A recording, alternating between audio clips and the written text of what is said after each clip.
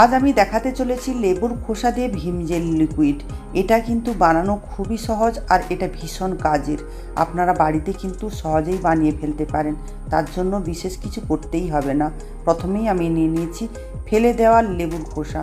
তারপর আমি গ্যাসের উপরে দেখুন কড়াই বসিয়ে দিয়েছি আর তাতে দিয়ে দিয়েছি ওই 1 লিটার মতো জল।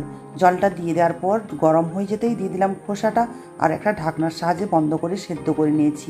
এই কাজটা আপনারা কুকারেও করে নিতে পারেন। খোসাগুলো একদম ভালো করে সেদ্ধ হয়ে যাওয়ার পর গ্যাসটাকে বন্ধ করে দিয়েছি আর বন্ধ করে দেওয়ার পর ঠান্ডা হয়ে যেতেই এটাকে একটা গ্রাইন্ডারে নিয়ে আমি পেস্ট করে নিয়েছি। আর আপনারা চাইলে এটাকে কিন্তু শিলনোড়াতেও বেটে নিতে পারেন। এবার এটাকে আমি একটা ছাঁকনির সাহায্যে ছেঁকে নিচ্ছি আর লেবু সেদ্ধ করা যে জলটা থেকে গিয়েছিল সেটাও কিন্তু এর মধ্যে দিয়ে ভালো করে ছেঁকে নিলাম। এখন আমি দিয়ে দিচ্ছি এখানে 3 চামচ বেকিং সোডা আর দিয়ে দেওয়ার সাথে সাথেই কিন্তু এটা ফুলে উঠেছে। পাত্রটা ভীষণই ছোট হয়ে গিয়েছিল, আমি সঙ্গে সঙ্গে চেঞ্জ করে একটা বড় পাত্রে ঢেলে নিয়েছি এটা।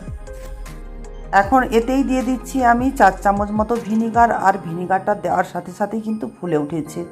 আর এখানে আরেকটা জিনিস দিয়ে দিতে হবে, সেটা হলো ভীম জেল লিকুইড। 2 চামচ দিয়ে দিয়েছি ভীম জেল লিকুইড। আপনারা এর পরিবর্তে বাসন মাজা সাবানটাও গ্রেড করে দিতে পারেন। এবার এখানে দিয়ে দিচ্ছি ফুড কালার।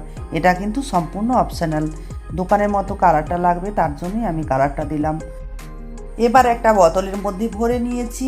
এটা কিন্তু একদম রেডি হয়ে গিয়েছে। বাসন কিন্তু এবার মাজতেই পারেন। লিকুইড সাবান একদম বাড়িতে তৈরি করে ফেললাম, একদম কম খরচে। আর এটা কিন্তু বেশি দিন স্টোর করা যাবে না, 7 দিন কিংবা 10-15 দিন খুব জোর রাখতে পারবেন। তার জন্য খুব বেশি করে কিন্তু বানিয়ে ফেলবেন না, তাহলে নষ্ট হয়ে যাবে, যেহেতু এটার মধ্যে কোনো রকম প্রিজারভেটিভ নেই।